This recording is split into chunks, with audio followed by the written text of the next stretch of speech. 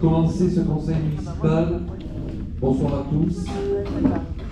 Au niveau des procurations, Christophe Lacoste a donné procuration à Bruno Voreux, Florent Martin à Françoise Raous, Monique Leroy à Valérie Boigard, Fabrice Ripper à Valérie Grange et Stéphane Chauffi à Valérie Sanadji.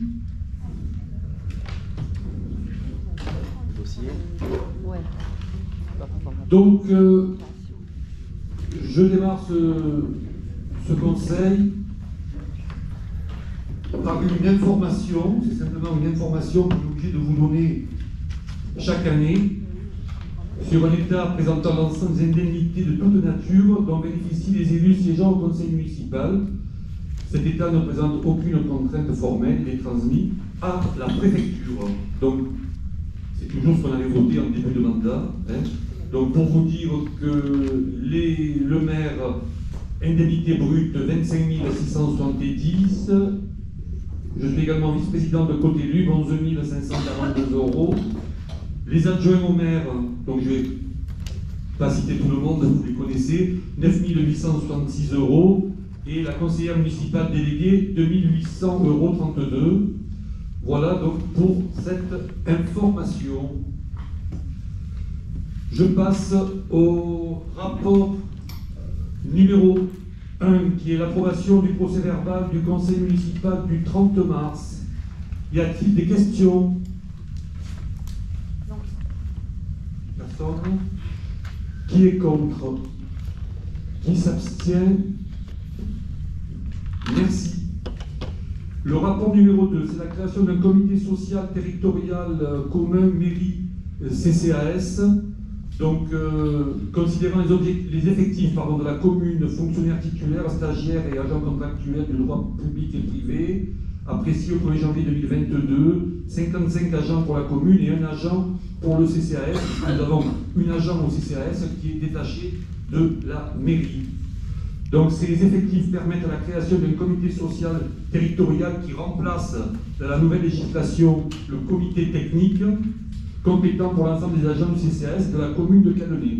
Pour rappel, les compétences du comité social territorial porteront sur des questions comme le fonctionnement de l'organisation des services, l'accessibilité et la qualité des services rendus, l'égalité professionnelle, la protection de la santé, l'hygiène et la sécurité des agents, les orientations stratégiques sur les politiques de ressources humaines, les lignes directives de gestion en matière de mutation de mobilité, de promotion interne et d'avancement de grade des agents.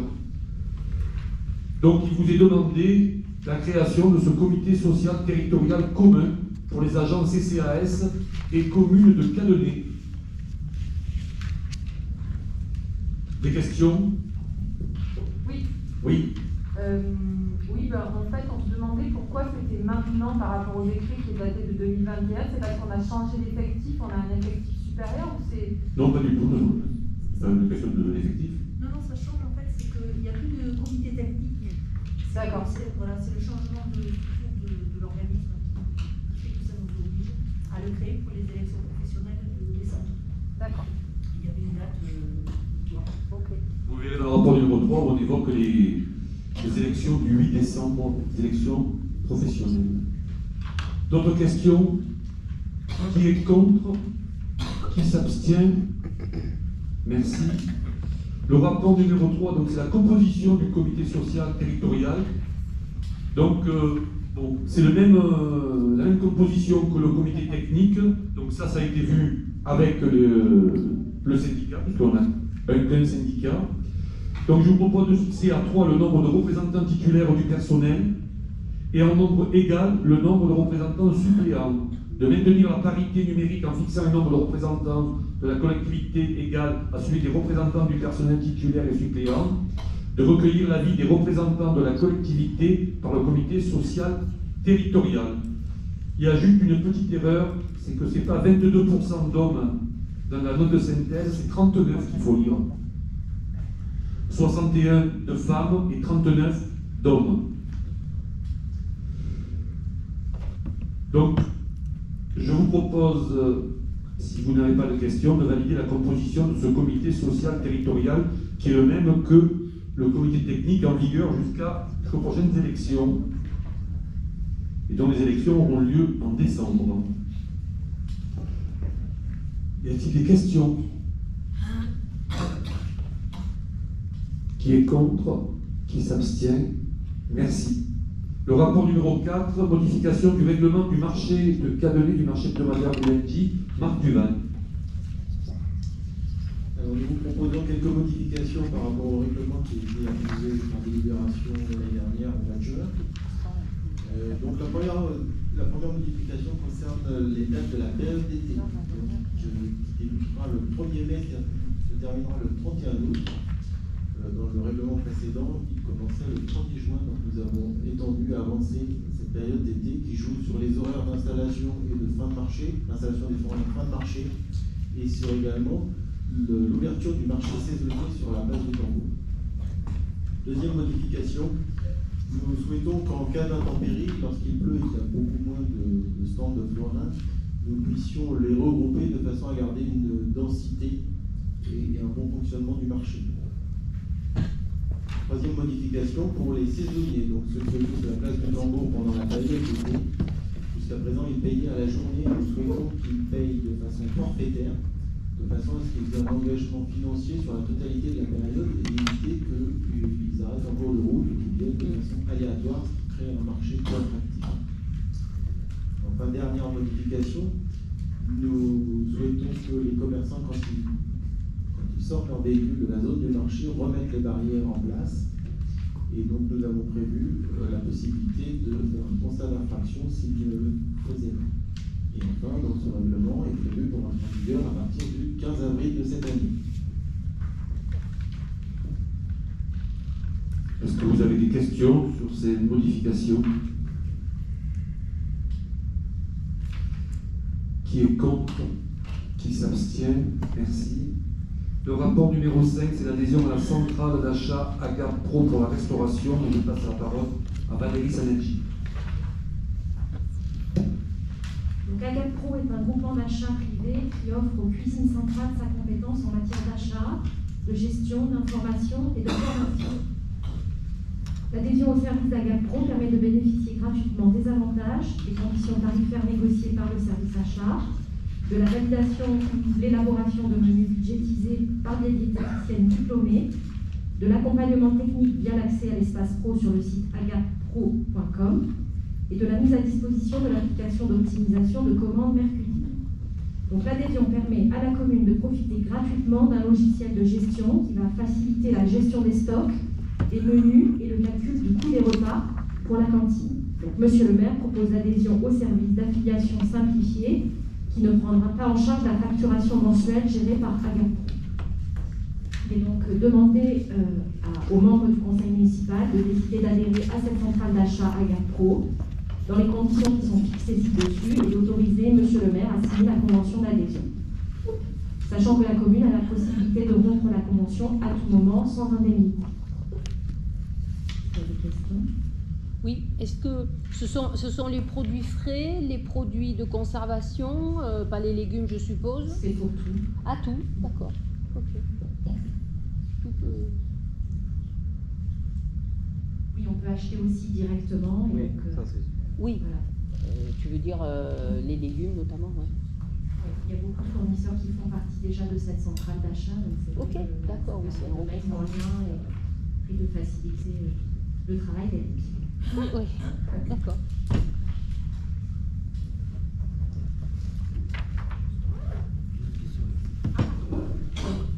Oui. Nous sommes très surpris de cette demande d'adhésion. Nous connaissons l'engagement de M. Prado pour son travail dans sa cantine avec sa volonté de travailler des produits frais, locaux, bio et de saison. Du coup, nous nous questionnons sur cette décision. Jusque-là, la cantine était d'une grande qualité et reconnue pour ça.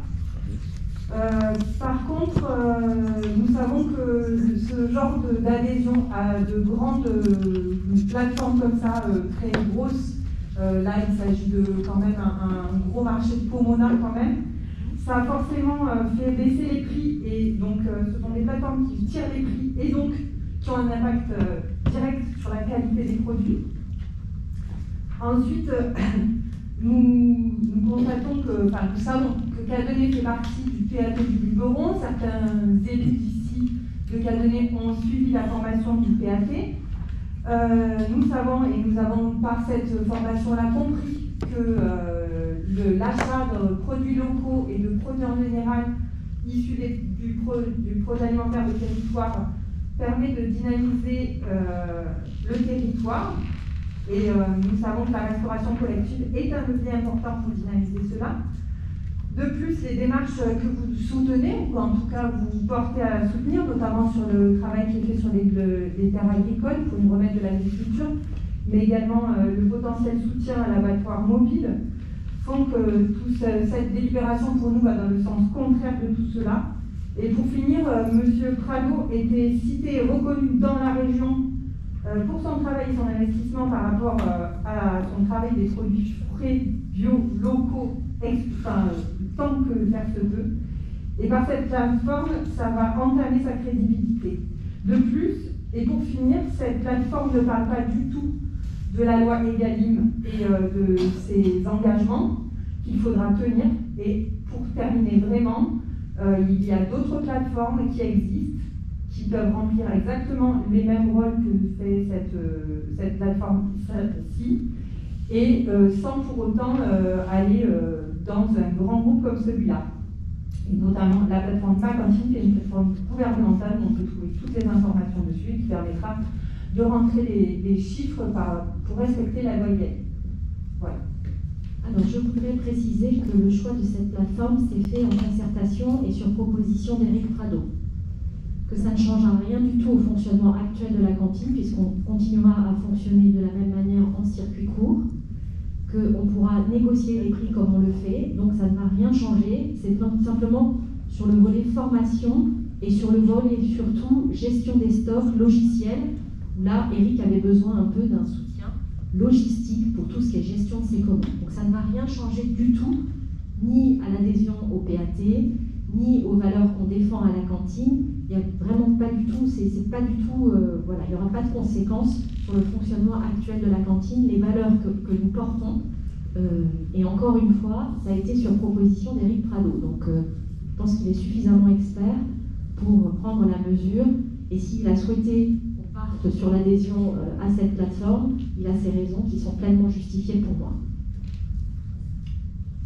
Oui, comme on l'a dit, il y a un contrat simplifié qui permet d'interrompre si jamais il y avait une difficulté. Donc il n'y a pas, voilà, il n'y a pas d'engagement et il n'y a pas de changement sur le projet global de la cantine.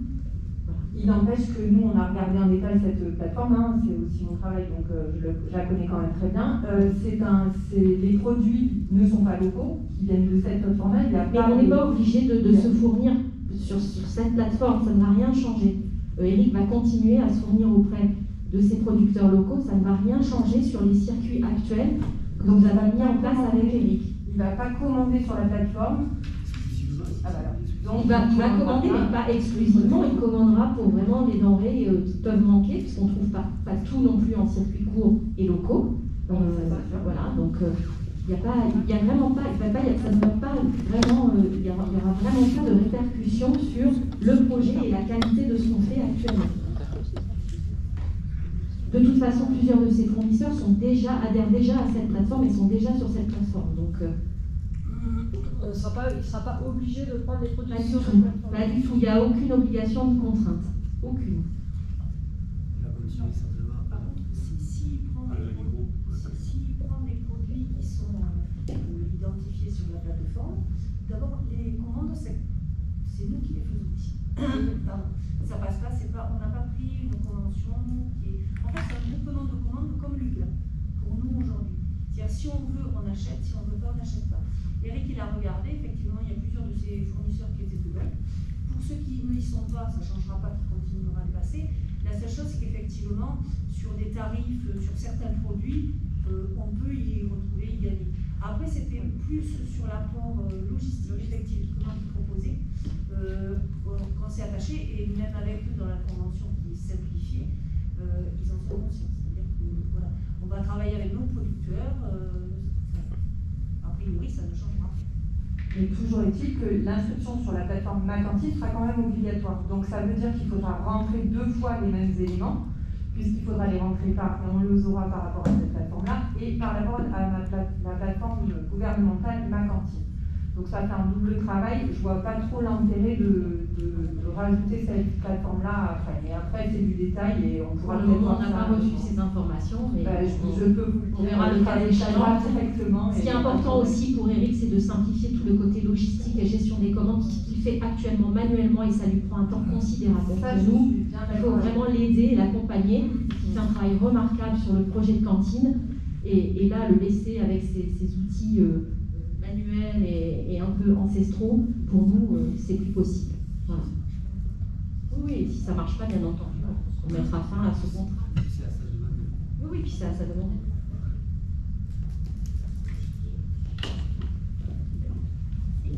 D'autres interventions? Je voudrais rajouter qu'une chose que tu as dit en préambule par rapport au projet abattoir. Il n'y a rien qui a été arrêté aujourd'hui. Hein. Voilà. Je n'ai rien signé. Et on doit rencontrer, ceux qui veulent faire ce projet. Donc, s'il n'y a pas de questions, on va passer au vote. Qui est contre? 4, 5. Et qui s'abstient? Merci. Je passe au point numéro 6, qui est l'attribution des marchés de travaux relatifs à la deuxième phase de la rénovation de la cantine scolaire. Et je repasse le micro à Valérie Zanacci. Merci. Donc il s'agit d'attribuer les marchés pour la deuxième et dernière phase de travaux de rénovation de la cantine, qui est prévue donc à l'été 2022. Donc après analyse des offres, sur la base de critères mentionnés dans le règlement de consultation, je rappelle que le dossier est consultable dans son intégralité à la mairie. Il ressort donc après l'analyse par le cabinet BET Ingénierie que les offres les mieux disantes au regard des critères de choix sont les suivantes. Donc gros œuvres et travaux généraux, société ATEC pour un montant de 84 004 €. Électricité, CFO, CFA, la société ELPS pour un montant de 26 985,40 €. CBC Plomberie, Verrio au bout pour un montant de 59 640 €. Équipement de cuisine, Pertuis froid pour un montant de 130 000 €. Et le lot alarme intrusion, la société SNEF pour un montant de 5 189,64 €, soit un montant global de 305 829,04 €. Il est demandé donc aux membres du conseil municipal d'autoriser le maire à signer les marchés ci-dessus mentionnés.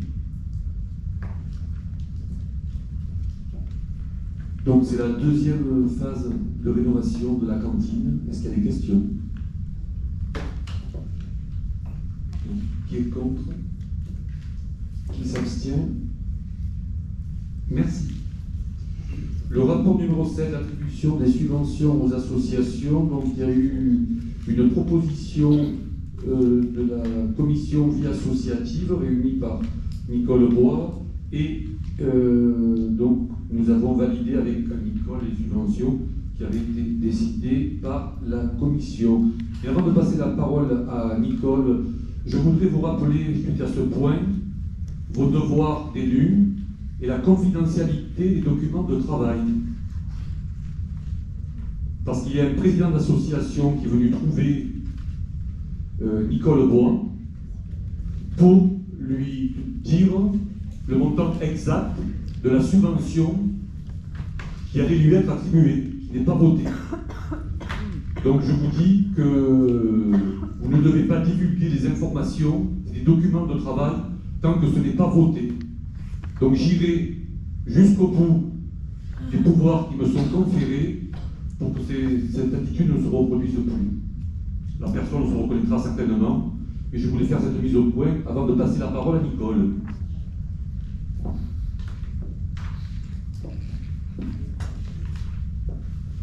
Bonsoir à tous. Alors, comme toutes les années, nous avons des demandes de dossiers de subvention qui nous sont envoyés par les associations et ma commission et moi-même, nous gérons ces demandes-là. Bon, alors, pour cette année 2022, donc, on a essayé d'être équitable et surtout de donner satisfaction à tout le monde. Je sais que pas tout le monde sera content, mais on va faire de notre mieux. Donc, on va commencer. Vous avez l'association ACPIP, si vous ne connaissez pas, c'est une association sur la cuisine provençale. Donc, la proposition, il y avait 2 manifestations qui nous étaient proposées, et donc nous avons accordé 2 subventions exceptionnelles, une de 1 000 €, une de 500 € pour un montant de 1 500 €. Il y a après l'APE maternelle, nous avons donné 150 €.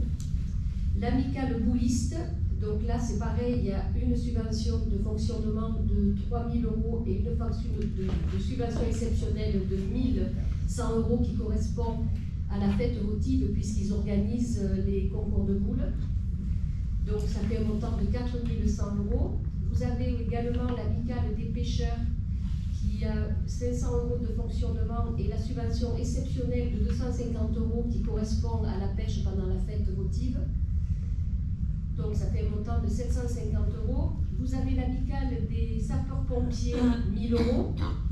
L'amicale du personnel, alors donc là on a calculé 10 300 € parce que c'est les tickets, les chèques vacances. 9 000 €. Voilà, à peu près. Vous avez aussi l'association cantonale des déportés déternés, bon, tous les ans on donne 100 €. Vous avez l'association Asala, donc on leur donne 700 €. Les Binettes Agiles, donc ils ont une subvention exceptionnelle de 1 470 qui correspond à une demande de subvention qu'ils ont fait eux-mêmes pour agrandir les jardins partagés, faire des travaux. Donc la mairie s'était engagée à leur donner le complément qui était dans le dossier de demande de subvention qu'ils ont fait auprès de l'organisme, je ne sais pas quel organisme, je ne me rappelle plus très bien. C'est un programme européen. Programme européen ou FEDER ou l'IDELO. Vous avez Cap en Luberon, 200 €. Vous avez Luberon, Cadenet-Luberon, Val, 2 000 €. Bon, on n'a pas calculé la mise à disposition de Laurent parce que c'est trop tôt. Vous avez Cadenet Taekwondo, on a donné 1 000 €. Cadenet Tambour Battant, 1 500 €. Caféine, 400 €. Chasse de la Diane, 900 €. Corécom, 250 €. La Clé, 2 000 €. La coopérative de la maternelle, 2 752 €. La coopérative primaire, alors c'est pareil, il y a 4 273 € de subvention, puis il y a une subvention classe verte qui monte à 4 380, donc ils ont une subvention de 8 653 €. Vous avez l'association Couture et Moi qui a eu une subvention exceptionnelle pour le carnaval, donc 2 600 €. Vous avez Crèche et Tradition, 500 €. Vous avez Dinlana Coquinerie, 200 €. L'école de musique Joseph Garnier, 8 000 €. L'école de gardien de but de Cadenet, 1 200 €. L'équipage Provence Méditerranée, 300 €. La fanfare, les enfants d'Arcole, 3 500 €. Donc le football Cadenet-Luberon, 3 000 €. Vous avez une petite erreur de 750 € sur la ligne de gauche. Il ne faut pas tenir compte, c'est une erreur de frappe. Donc ça, il faut l'enlever. Vous avez la gymnastique volontaire, 700 €. L'Igri-Gris, 3 000 €. Le marché paysan, 450 €. Les paniers bio, 200 €. La prévention routière, 100 €. Le resto du cœur, 500 €. L'Astrada, 1 000 €. Le Téléthon, 500 €. Le temps du renouveau, donc 3 000 € et une subvention exceptionnelle de 1 100 € qui correspond au remboursement de la femme de ménage qu'ils ont, donc ils nous donnent les factures. Vous avez le tennis club, 3 500 € et Vertica de 1 000 €. Donc pour un montant global qu'on a passé au budget de 75 €. Voilà, donc si vous avez des questions à poser, et on a laissé quand même un crédit ouvert jusqu'à 80 000 €, ça laisse une petite manœuvre s'il y a quand même des associations qui peuvent être en difficulté sur quelque chose, donc voilà. Donc il est demandé aux membres du conseil municipal d'approuver l'attribution des subventions aux associations de Cadenet pour une somme totale de 75 000 euros, 75 000, j'arriverai pas à le dire, voilà, répartis comme indiqué ci-dessus, et autoriser monsieur le maire à signer tous les documents relatifs à ces dossiers. Vous avez des questions? Tout va bien.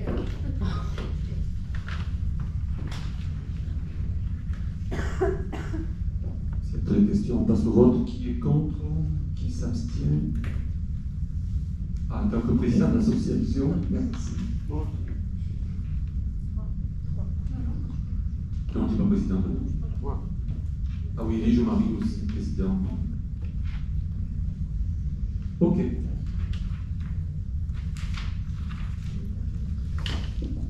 On passe au rapport 8, qui est la demande de subvention à la région et au département pour le festival Le Petit Tambour qui danse, qui est le festival de jazz. Je passe la parole à Valérie Poigard. Bonsoir. La mairie souhaite demander une aide à la région et au département pour le financement du festival de jazz Le Petit Tambour qui danse, organisé par le service culturel.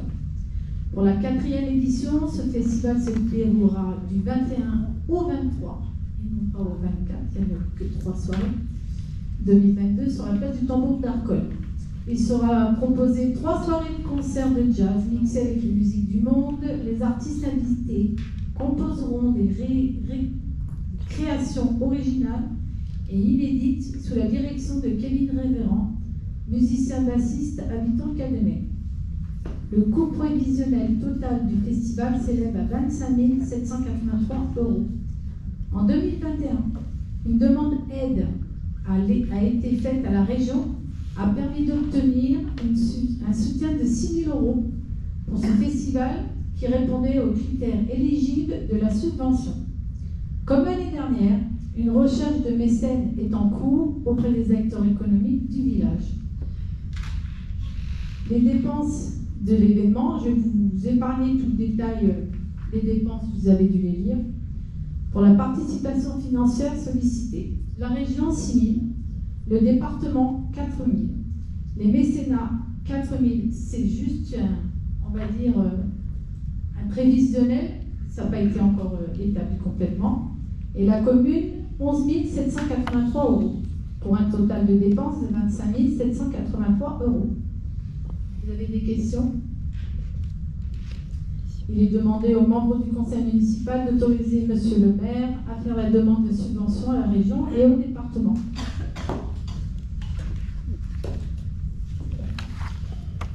Donc, s'il n'y a pas de questions, nous passons au vote. Qui est contre? Qui s'abstient? Merci. Le rapport numéro 9, solidarité avec la population ukrainienne. Et je passe la parole à Françoise Raoult. Bonsoir. Donc, face à la situation de crise qui frappe depuis plusieurs semaines l'Ukraine, l'AMF, l'Amicale des maires de France, a appelé les communes à participer à la solidarité nationale pour soutenir la population ukrainienne. Le gouvernement et l'ensemble des associations humanitaires sont également mobilisés pour accompagner la population soumise à cette situation de guerre. Sensible au drame humain que ce conflit engendre, la commune de Cadenet a apporté son soutien et sa solidarité au peuple ukrainien. La commune de Cadenet souhaite prendre sa part dans la mesure de ses moyens, des moyens dont elle dispose, dans l'élan de solidarité internationale qui se met en place. Aussi, il est demandé au conseil municipal de soutenir les victimes de la guerre en Ukraine dans la mesure des capacités de la collectivité. Alors, héberger des familles de réfugiés en mettant en place les partenaires nécessaires, CCAS notamment, collecter du matériel en mettant en place tous les partenariats nécessaires, CCAS, préfecture, AMF, faire un don d'un montant de 1 000 € au Fonds d'action extérieure des collectivités territoriales, FASECO.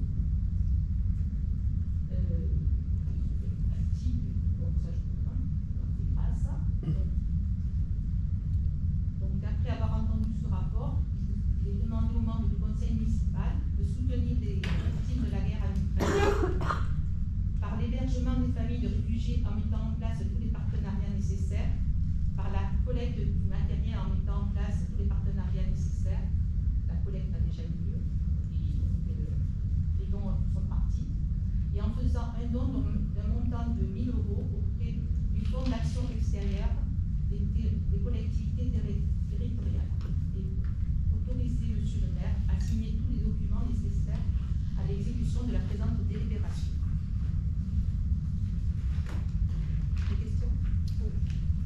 Oui, du coup, pour les partenariats nécessaires pour l'hébergement des familles de réfugiés, concrètement, comment ça se met en place? Donc, j'ai eu une visioconférence avec la préfecture le 31 mars. On a... Donc, le préfet préconisait, donc, par rapport à l'hébergement, que les gens s'inscrivent sur la plateforme Pierre Valcourt, la plateforme là. Donc les gens s'inscrivent. Donc on a sur Cadenet actuellement une liste de 10 personnes. La sous-préfecture, oui, m'a appelé l'autre jour pour me communiquer les 10 personnes qui sont éligibles. Et donc l'assistance sociale et Françoise vont rencontrer et un questionnaire à remplir. Voilà, un état des lieux pour voir si le préfet préconisait effectivement que ce soit des maisons individuelles plutôt qu'une chambre dans bon, pourquoi pas aussi selon la demande. Et c'est surtout pour accueillir finalement les réfugiés qui arrivent du côté de Nice, parce qu'ils sont très nombreux et c'est un petit peu pour désengorger ce côté-là. D'accord. J'ai été contactée par le CCAS de Pertuis qui recense et qui recense et donc qui met en lien avec une association. J'en ai oublié le nom, mais je peux vous la communiquer. Valéo? Non. Agir? Non plus. Alors, je l'ai passé, je ne l'ai pas là. Et... Cette liste-là vient de la préfecture. C'est pas normal que tu t'aies contacté par le CCAS de Pertuis. Ouais. Donc tu répondras au CCAS. Et expliquer que c'était en fait les focus désengorger le 04 en fait. Ah, d'accord. Mais il faudrait qu'ils coordonnent tout ça, la préfecture, parce que... Donc ça, je sais, tu fais 2 jours, oui. Donc là, ça vient de la préfecture de Vaucluse, et donc c'est eux qui ont là, qui gèrent ça. Lydie?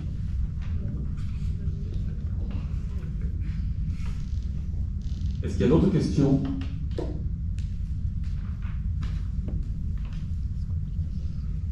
Donc, qui est contre? Qui s'abstient? Merci. Je passe au point 10 et l'affectation du résultat du compte administratif 2021. Donc, vous avez dû avoir le document. Vous avez un résultat de l'exercice 2021 en fonctionnement de 519 259,90. Il y avait le résultat antérieur reporté de 2020 que vous avez vu au conseil municipal du 30 mars sur le compte administratif à 350 000 €, ce qui fait un résultat à affecter en fonctionnement de 869 259,90.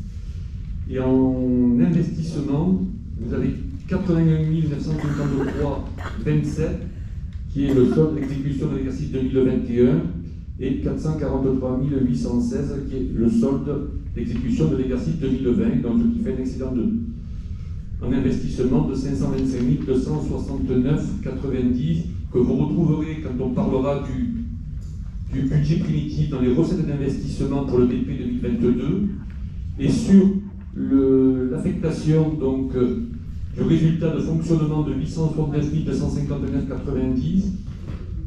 Je vous propose une affectation de 519 259,90 en recettes d'investissement et 350 000 € en recettes de fonctionnement sur le budget primitif 2022.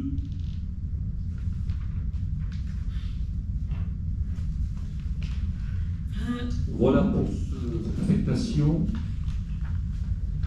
Est-ce que vous avez des questions sur l'affectation? Non? Qui est contre? Qui s'abstient? Merci.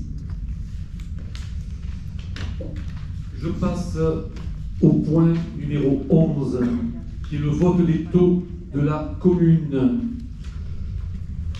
Donc ce qu'on peut dire, je ne vais pas tout vous lire le note de synthèse, mais que depuis 2020, il n'y a plus de vote du taux de la taxe d'habitation. Je vous en avais parlé lors du vote du conseil du compte administratif par les conseils municipaux en application de la loi de finances 2020 et 2021. Le taux applicable est celui des taux 2019 en raison de la suppression progressive de la taxe d'habitation. La taxe d'habitation sur les résidences secondaires demeurera. Il y aura un vote de ce taux de taxe d'habitation sur les résidences secondaires à partir de 2023. Ce qu'il faut savoir, le produit fiscal attendu qui correspond au produit des nouvelles bases prévisionnelles de la taxe foncière bâtie, pas le nouveau taux à 34,41, auquel s'ajoute le produit de la taxe foncière non bâtie s'élèverait à 1 832 344. L'État ajoutera le complément du versement correcteur de 171 212 €, le produit de la taxe d'habitation de la réforme des bases des locaux industriels. De ce fait, donc, je vous propose de ne pas augmenter les taux d'imposition communaux en 2022, c'est-à-dire de garder 34,41 pour le taux 2022 de la taxe foncière bâtie et 62,89 pour la taxe foncière non bâtie. Je voulais quand même vous préciser que les contribuables verront leur imposition 2022 de foncier bâti et non bâti augmenter puisque les valeurs locatives ont été revalorisées, non pas par nous mais par l'État, de 3,4%, suivant l'évolution de l'indice des prix de la consommation harmonisée de novembre N-2 à novembre N-1, qui est sensiblement différent à celui de l'inflation. Donc je vous propose des taux identiques à l'année 2021 et aux années précédentes. Des questions sur les taux? Non. Qui est contre? Qui s'abstient? Merci. Le rapport numéro 12, c'est la reprise de provision pour risque de charge.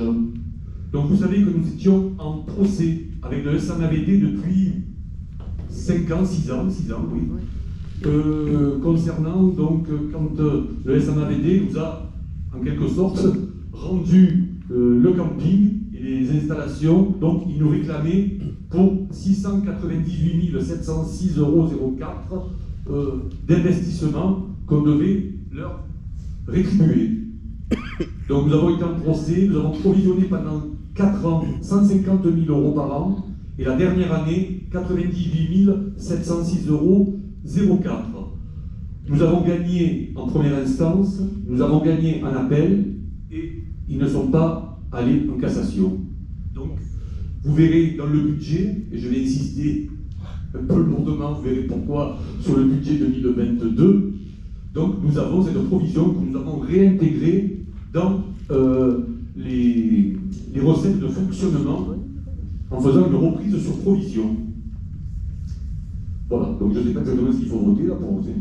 Si on est d'accord sur cette somme, une reprise de provision pour risque et charges donc de ce procès qu'on a réintégré donc dans les recettes de fonctionnement. Est-ce qu'il y a des questions? Qui est contre? Qui s'abstient? Merci. Je passe au point 13, qui est le changement. Oui, il y aura encore des choses à signer après le vote du budget.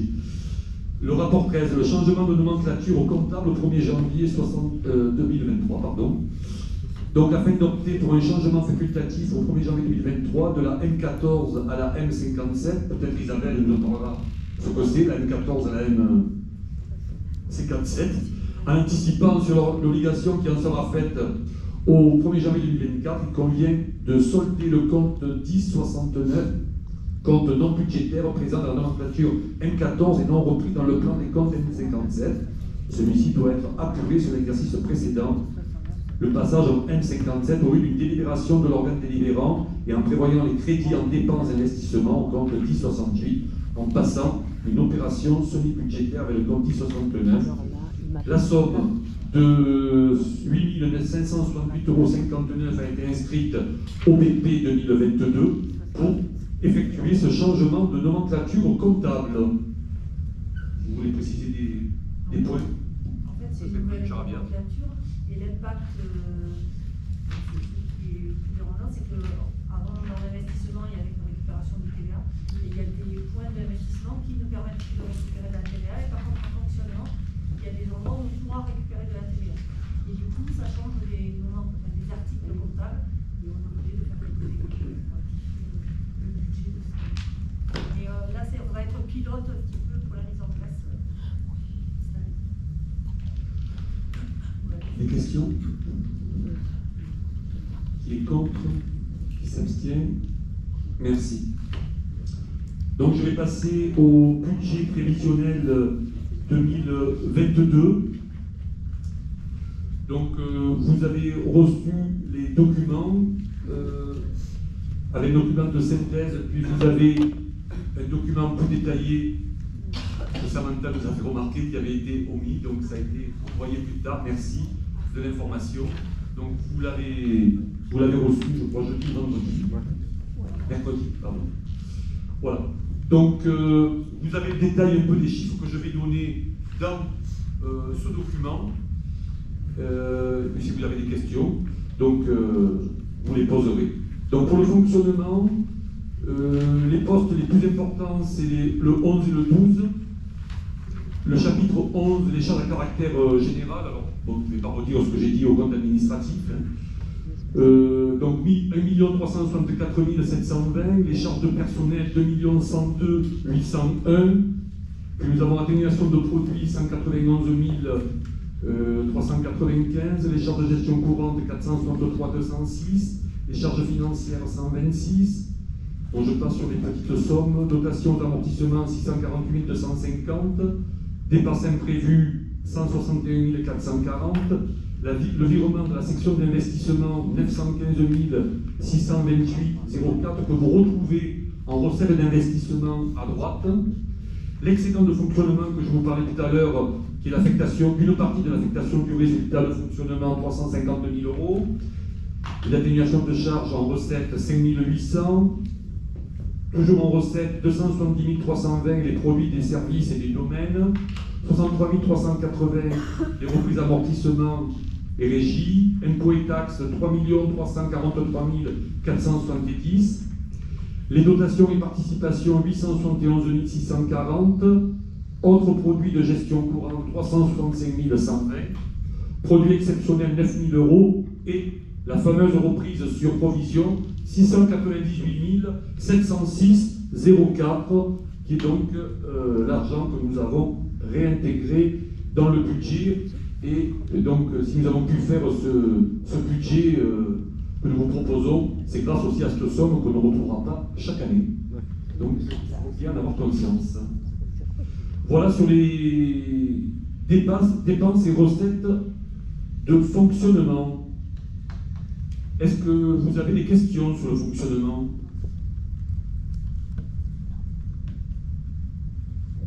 Non. Alors on passe à l'investissement. L'investissement, en dépenses, l'emprunt 446 800, concession DSP 30 000, excédent de fonctionnement capitalisé 8 768,59, immobilisation incorporelle 34 090. Donc vous voyez que des fois il faut additionner le reste à réaliser et ce qu'on prévoit au budget 2022. C'est le cas pour le 202. Donc dépôt, je passe. Refonte site internet 300, opération d'ordre 63 380, bâtiments communaux 511 800, la voirie communale 131 000, piste, le foyer rural 67 580, le cimetière 10 000 €.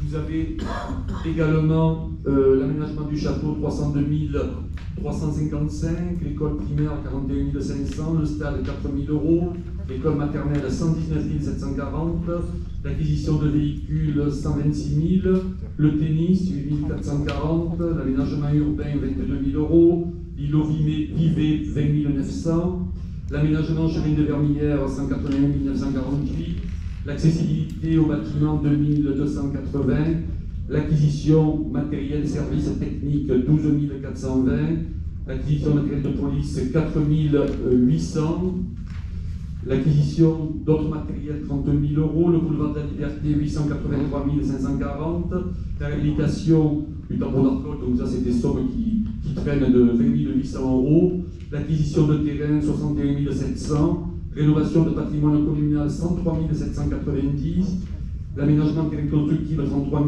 420, l'acquisition de la Glaneuse 162 000 euros, l'acquisition et aménagement du local ex-caisse d'épargne 133 000 euros, le projet de Lausier 22 000 euros, la subvention façade 17 400 euros, l'opération patrimoniale 14 400 et l'opération des dépenses imprévues 60 715 euros, pour un total donc de dépenses d'investissement de 3 697 892 euros 84. Sur les recettes d'investissement, donc là, on vous propose donc l'excédent d'investissement 2020 de 525 769,90, le virement de section de fonctionnement que je vous parlais tout à l'heure, 915 628,04, produit de cession immobilière 18 000, le fonds de compensation de TVA 201 270, la taxe d'aménagement 60 000 euros, l'excédent de fonctionnement capitalisé 519 259,90, les opérations d'ordre là 648 250, sur les bâtiments communaux 41 125, là, donc là en recette c'était souvent des subventions, État ou région ou département, voirie communale 19 614, l'école primaire 24 660, l'école maternelle 86 061, l'île Olivet 10 149, Vermilière 101 475, le boulevard de la Liberté 200 340 en subvention, le tambour d'Arcole 200 000 euros, subvention, c'est une subvention région, la rénovation patrimoine communal 56 228, l'acquisition de la Glaneuse 54 180, 1740 en subvention façade et 14 140 en opération patrimoniale, ce qui fait donc un budget en équilibre, investissement et fonctionnement de 3 697 892,84.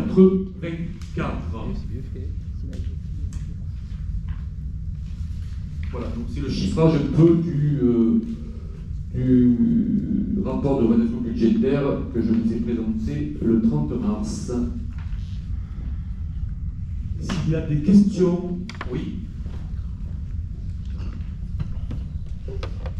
Oui, on se demandait ce que c'était que l'opération sur les bâtiments communaux pour un montant de 511 000. Alors, les bâtiments communaux, on a déjà tout ce qui est, bon, les capteurs, c'est pas très important, je vais peut-être regarder, sur tous les travaux de cantine, 404 530 de la deuxième phase de cantine. Ah oui. Oui, c'est tout. C'est pour ça que ça chiffre. Bon, après, il y a des sommes, il y a les toitures, 56 000 de la maison du citoyen, 56 592, ce sont les sommes les plus importantes. Hein. Voilà, bon, les capteurs CO2, donc c'est pas des grosses sommes. Voilà. Et on a vu apparaître, il me semble, l'aménagement de Vermilière, du chemin de Vermilière. Alors je me souviens très bien que lors de la commission de finances de l'année dernière, on avait évoqué ce truc qui était provisionné, mais pas qu'on ne ferait pas, etc. Et du coup, je suis étonnée de le revoir là, parce qu'il avait dit qu'a priori, on n'aurait pas à le faire. Mais si. Finalement. Si, finalement, on doit le faire, donc c'est pour ça qu'on n'avait pas le rythme, et on traîne ce somme au budget, comme je dis, depuis des années. Et donc, finalement, tout le monde est tombé d'accord. On a demandé des estimatifs au niveau des devis, parce que bien évidemment, c'est plus les devis qu'il y a 10 ans. Donc, il y a une légère augmentation. De combien? Le marché est lancé. Voilà. Donc, sur Vermilière, on est à 174 718 euros de travaux, la MO 2898 et la SPS. contrôle sécurité, 4332. Voilà pour l'aménagement de Verviers. Et on se demandait aussi si le budget sur l'opération façade avait été cette année utilisé dans sa totalité ou pas. Non, je crois pas, marché de route. Pas dans sa totalité. Et pourtant, on a changé le périmètre, me semble-t-il, non? Non, pas excessivement. D'accord. Oui.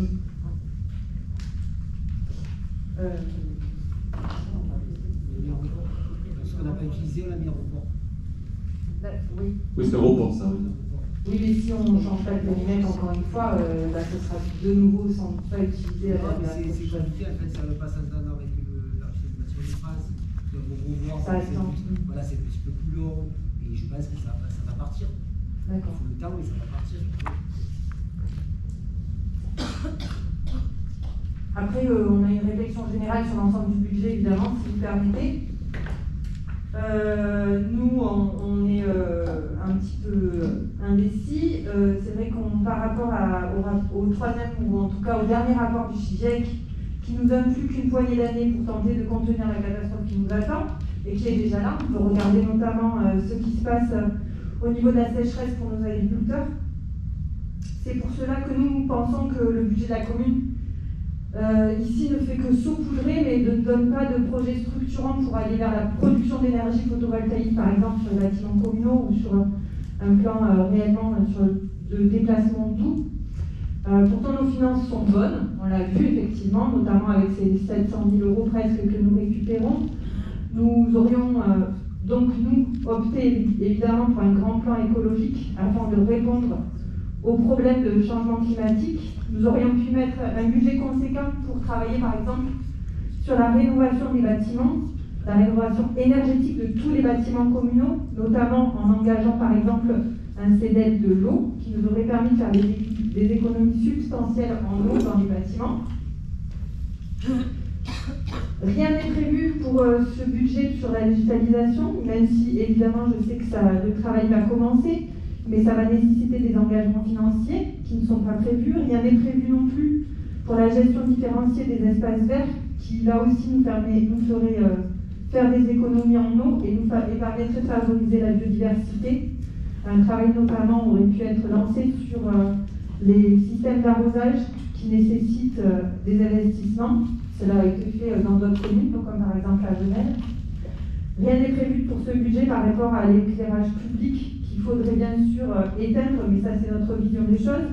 Mais ça a été déjà fait par exemple à Cabrières d'Aigle et que l'on pourrait aussi rendre adaptable et modulable. C'est pour cela que nous on ne souhaite pas s'associer à ce budget-là, qui pour nous est trop pauvre dans tout ce que je vous ai énuméré. Ça va pas assez vite et ça nous fait vraiment peur. Donc nous ne souhaitons pas nous associer à ce budget, en tout cas. Donc j'aimerais répondre. Donc au niveau de l'éclairage, il y a une étude avec le SEV qui va être finalisé pour 2023. Donc on attend où ça en est. Sur les bâtiments, là aussi, il y a une étude qui a été faite, donc on va le budgéter pour 2000 au niveau des économies sur les bâtiments. Donc, par contre, je voulais dire qu'il faut quand même savoir que le château, l'étude du parc a été faite. On a prévu cette année que 332 000 €. Et je voulais quand même vous dire que le château, c'est pour la sécurisation déjà et l'aménagement, 2 800 000 €. Donc, je veux dire, c'est des sommes très importantes. Le presbytère, qui est le patrimoine communal, où là aussi, on a une évaluation de M. Cohen et du parc de 2 500 000 €. Donc tout ça, il faudra trouver des financements, donc tout est lancé. Et l'îlot Vivet, où le groupe de travail va se réunir très rapidement, puisque nous avons eu avec Marc Duval le retour également du parc, sur un projet complet de 2 400 000 €. Alors moi je veux bien qu'on parle d'éclairage public, de bâtiments, etc. Mais je crois que malheureusement il y a des choses qui sont... tout est important, mais il y a des questions de sécurisation. Dans le presbytère par exemple on a mis l'étude au budget, mais on ne pourra pas commencer les travaux. L'étude ne s'est pas réaliser des travaux, bien évidemment. L'îlot Vivet, je pense que c'est une verrue que nous avons en centre-ville depuis tant d'années, et je crois qu'il est temps de passer à la vitesse supérieure. Donc je remercie le groupe de travail, et je remercie également le parc du Luberon qui travaille sur ça. Donc là aussi, il faudra se positionner et aller vite, mais bien évidemment, il y a des choix budgétaires à faire, mais sur les économies d'énergie et tout ce qui est au niveau environnemental, peut-être, bon, on ne va pas assez vite, malgré ce budget et ces 698 000 €, mais je veux dire, il y a des choix, des arbitrages à faire, donc c'est vrai que la sécurisation nous paraît quand même quelque chose d'important. Je n'ai pas envie que le château de Maine tombe ou le presbytère tombe, donc, ou l'îlot Vivet aussi, puisque vous savez que quand même c'est un centre-ville, et donc c'est quand même pas mal de dégâts. Donc il y aura des priorités. Je pense que nous avons quand même réalisé en 2 ans, je dirais même pas 2 ans, il y aura 2 ans au mois de juin, une bonne partie de ce que nous avions soumis sur notre programme, car bien évidemment tout le monde peut participer à notre programme, mais nous avons été élus majoritairement pour mener à bien ce programme-là que je vous expose. Donc bien évidemment, l'environnement tient toute sa place, mais pas que l'environnement. Il y a des priorités de sécurité qui nous paraissent indéniables. Voilà. Je comprends tout à fait votre positionnement, que je respecte. D'autres questions?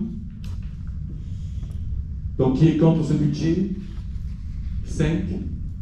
Qui s'abstient? Merci.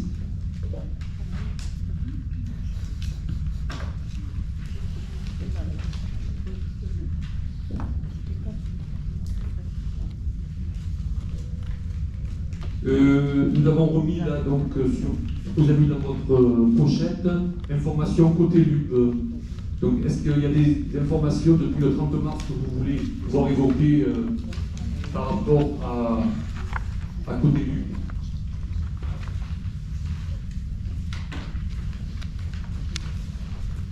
Non.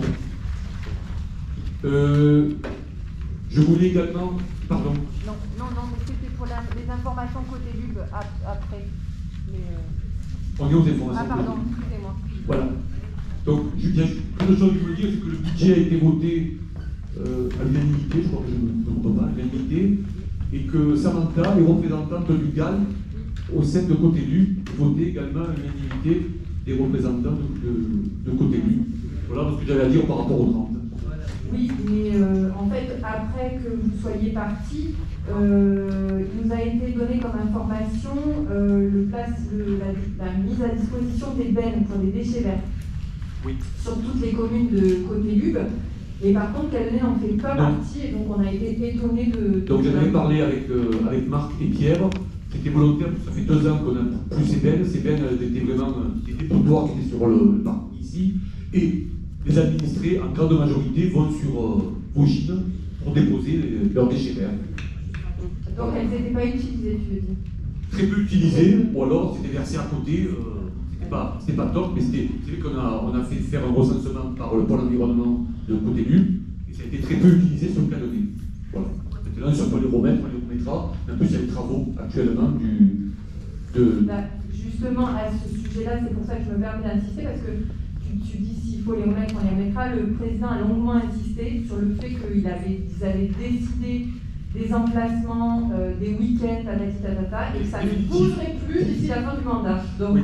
Je souris parce que oui, vous l'avez dit en réunion de bureau, tu le connais, je te fais plein d'essais. Ouais. Mais bon, non, ça pourra bouger. Ne dites pas. On verra Karine. D'autres infos sur Côté Lu? Par contre, je voulais vous préciser par rapport aux élections d'hier.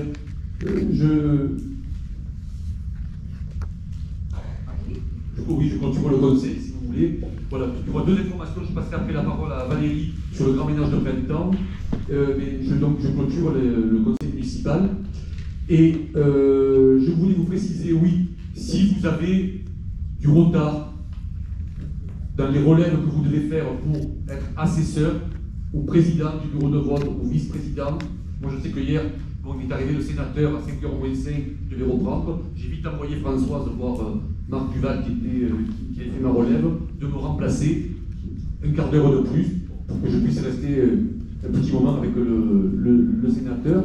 Donc, si vous êtes en retard ou que vous avez un souci, avertissez, hein, et puis bon, essayons d'être à l'heure, ça sera mieux pour celui qui est avant vous ou après vous.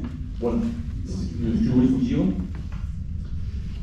Et je voulais vous remercier parce que cette élection s'est très bien passée. Hein, tous les assesseurs, les scrutateurs également, on a dépouillé dans un temps record avec une participation frôlant les 75%. Donc merci à tous pour votre participation à ce scrutin. Et je passe la parole donc pour l'info à Valérie. Moi, je vais vous parler du grand ménage de printemps. C'est le week-end du 30 avril et du 1er mai.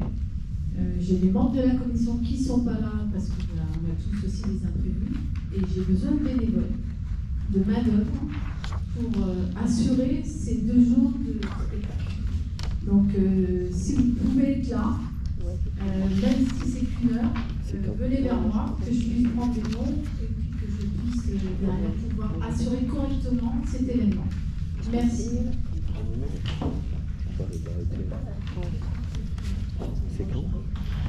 Écoutez, je vous remercie et la séance est levée. C'est le dernier week-end de mai, là.